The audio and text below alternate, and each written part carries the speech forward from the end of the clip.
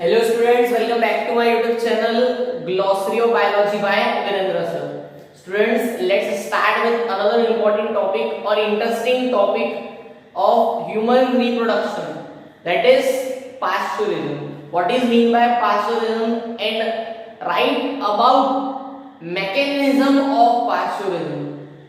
Another most important question for our exams. So student, what is mean by pasteurism? We know that the act of full term baby, अब means हमारे पास में student हम बात कर रहे हैं बेबी का, तो बेबी को क्या बोला जाएगा? Full term. फुल टर्म मतलब पूरा का पूरा बॉडी बेबी का. Then act of full term baby expel from, अब ये कहां से एक्सपेल होने वाला है? मदर के यूटेरस से बाहर. तो आपका डिफाइन क्या हो गया? पास्टुरिज्म मींस क्या? Act of full term baby expel from mother's uterus is known as पास्टुरिज्म. ये हमारा मेजर पॉइंट. सेकंड, आपको याद रखना है कि ह्यूमंस कैसे विविपेरस. विविपेरस मतलब जो बर्थ देते हैं, पूरा का पूरा बेबी को बॉडी के अंदर पूरा क्या कर रहे हैं? न्यूट्रिएंट का सप्लाई, साथ में बेबी का ग्रो कर रहे हैं. देन इसी के बाद में आपको एक और पॉइंट मेजर आपको याद रखना है. ये जितना भी आपको ऊपर का पॉइंट दिख रहा है, ये सभी के सभी आपके बेसिक पॉइंट है. इंट्रोडक्शन में आपको लिखना है.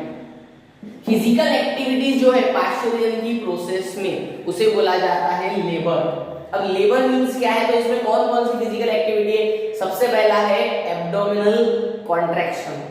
स्टमक के कैविटी के नीचे में, मींस स्टमक की जो कैविटी, एब्डोमिनल कैविटी, वहां पे क्या प्रेजेंट है? यूटेरस. तो वहां पे क्या होता है students? Abdominal contraction as well as uterine contraction. सबसे मेजर इंपॉर्टेंट पॉइंट. सेकेंड है सर्विक्स का डायलेशन. सर्विक्स मींस कौन सा वाला?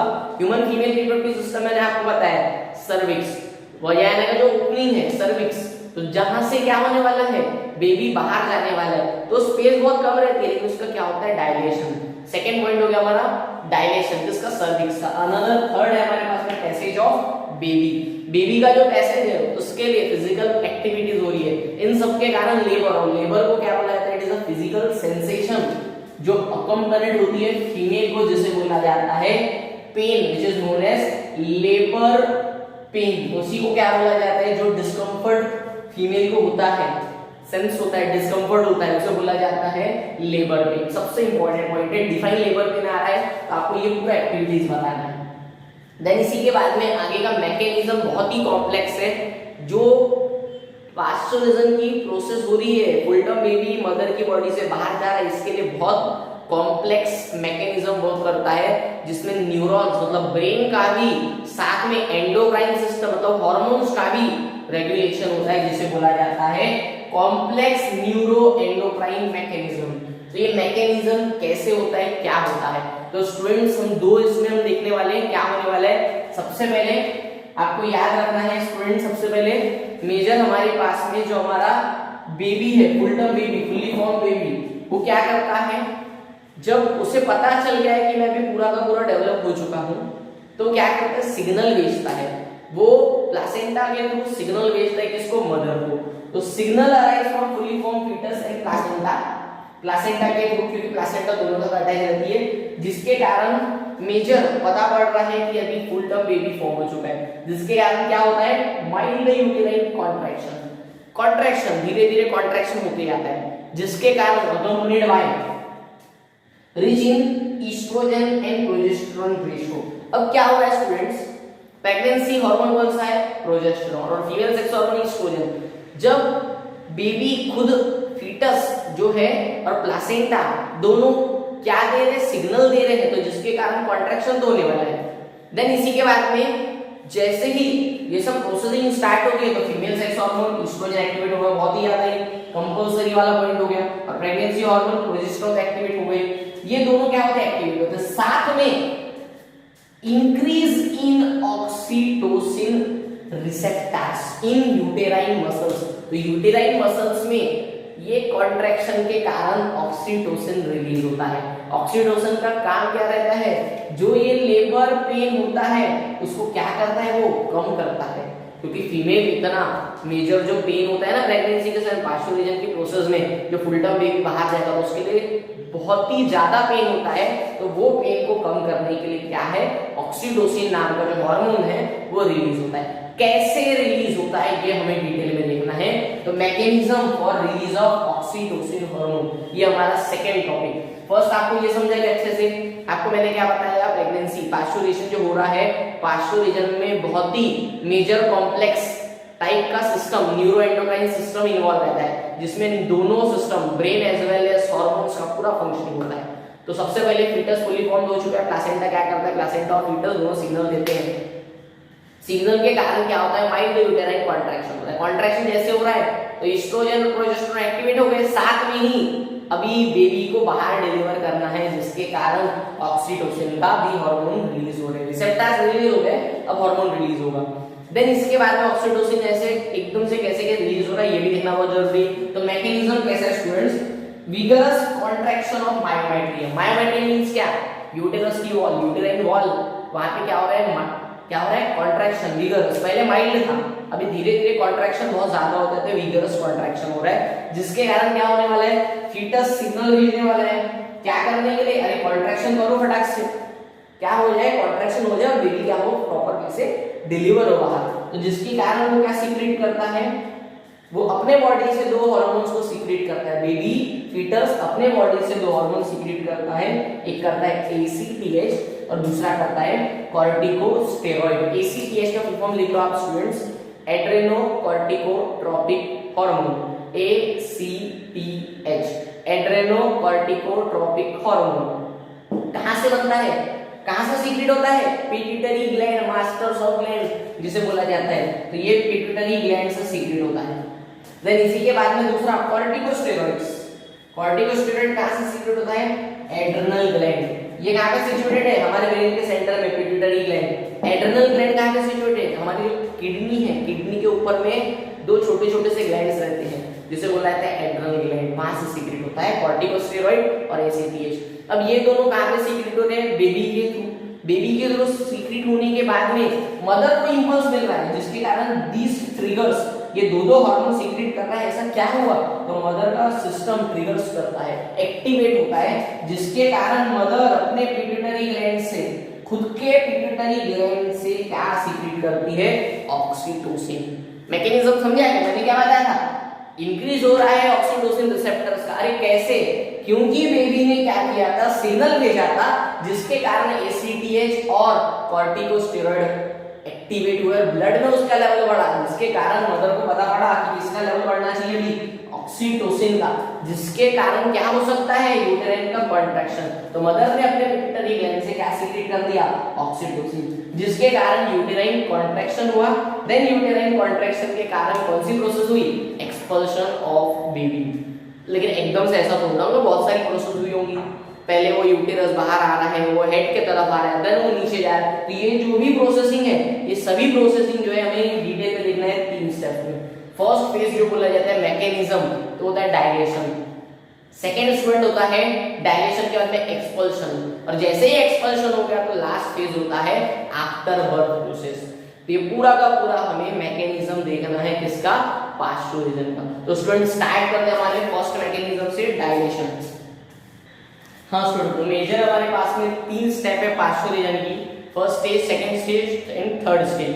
First stage is known as dilation stage और dilation period, second is expulsion and last one is after birth. तो student जैसे ही प्रेगनेंसी अगर हो रही है, तो प्रेगनेंसी के जो लास्ट का डायलेशन पीरियड है, डायलेशन पीरियड रहता है 1 to 12 आवर्स, मींस 12 आवर्स पहले फीमेल के बॉडी में क्या क्या चेंजेस होते हैं।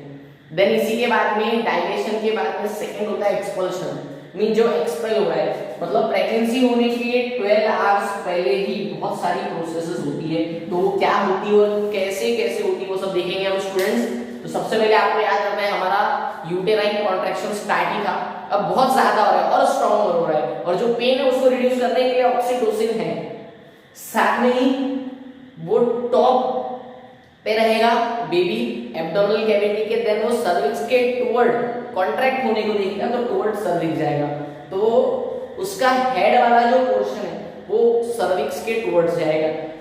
ऑक्सीटोसिन इंड्यूस यूटेराइन कॉन्ट्रैक्शन, वो यूटेराइन कॉन्ट्रैक्शन को करते रहेगा। साथ में आपको एक और चीज याद रखना स्टूडेंट्स, मेजर जो है ये जो प्रोसेसिंग हो रही है, पूरी प्रोसेस में हार्मोन्स का मेंटेनेंस पूरा प्रॉपर वे से बैलेंस सिचुएशन में है। देन इसी के बाद में स्ट्रॉन्गर एंड स्ट्रॉन्गर कॉन्ट्रैक्शन हो रहा है, जो हेड वाला पार्ट है टुवर्ड सर्विक्स आ रहा है। देन इसी के बाद में आपको एक और चीज याद रखना है कि लास्ट जो हमारे पास में हमने लास्ट लेक्चर में देखा है, क्रॉनियन एंड एमनियन, ये दोनों क्या थे, प्रोटेक्टिव कवरिंग थी।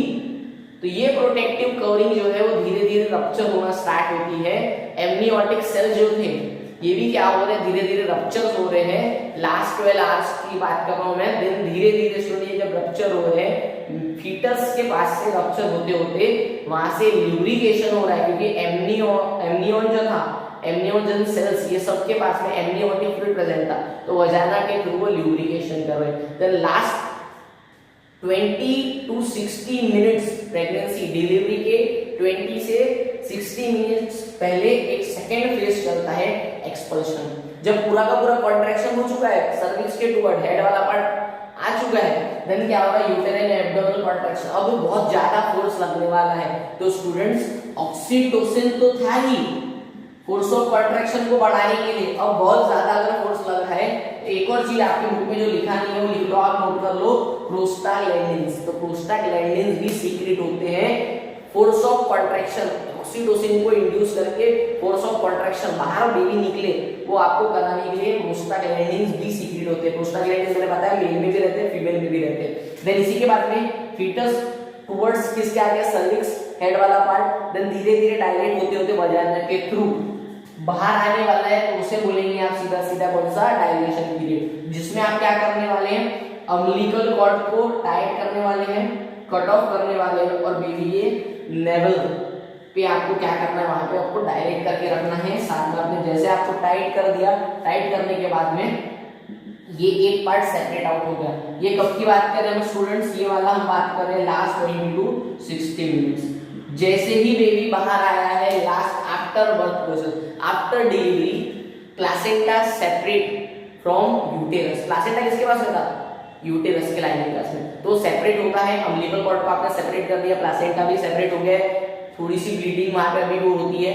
देन आप क्या करेंगे, आफ्टर ये आपका जो लास्ट वाला पीरियड है, ये आफ्टर जो डिलीवरी है वो 55 मिनट्स तक के चलती है, जिसमें आप प्लासेंटा को सेपरेट आउट कर दिया आपने, देन आपने अम्बिलिकल कॉर्ड को टाइट कर दिया बेबी के नेवल के साथ में, और पूरा का पूरा बेबी अभी क्या हो चुका है, एक्सपेल आउट हो चुका है। तो यहाँ तक के स्टूडेंट हमारे पास में पूरा का पूरा मैकेनिज्म है। आपको एक एक जो स्टेप मैंने बताया डायग्राम के सामने कंपेयर करके देखो, आपके जो बुक में लिखा है आपको क्लियर होने वाला है। देन इसी के बाद में लास्ट आपको छोटा सा एक और पैरा दिया हुआ है, लैक्टेशन। हाँ स्टूडेंट, आपके बुक के पॉइंट ऑफ व्यू एक छोटा सा टॉपिक दिया है लैक्टेशन।